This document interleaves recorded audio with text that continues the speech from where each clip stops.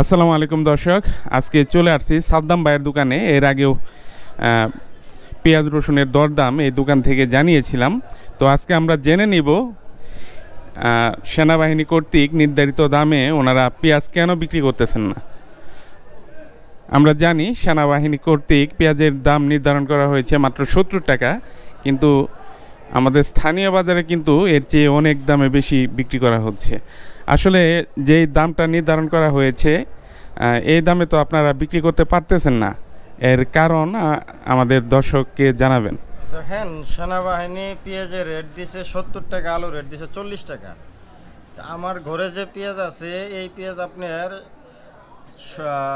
১১৬ টাকা ৬৬ পয়সা আমার পাবনাতে কিনা।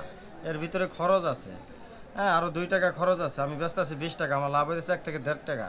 তো এই সেনাবাহিনী যে রেটটা দিছে ৭০ টাকা, এটা যদি করতে চায় তাহলে মূলত যারা সিন্ডিকেট ব্যবসা করতেছে তাদের ওখানে রেট কমাইতে হবে, সিন্ডিকেট ব্যবসা অফ করতে হইবে।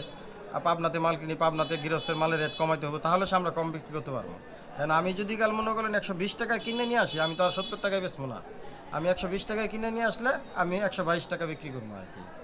আর আলুর বাজারটা আপনার পাবনাতে চলতেছে ১৫০ টাকা কেজি, ৫২ টাকা কেজি, এখানে ৫৩টা ৫৪টা কেজি ব্যস্ত আছে।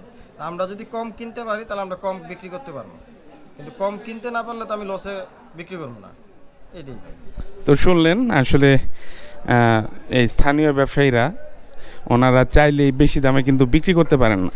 তো ওনাদের কিনতে হয় বেশি দামে, সেজন্য বিক্রিও করতে হয় বেশি দামে। তো সেনাবাহিনী যেই রেটটা নির্ধারণ করেছে এই রেটটা কার্যকর হতে আরও সময় লাগবে, কারণ ওনারা এই পেঁয়াজগুলো কিনে রেখেছেন অনেক দামে।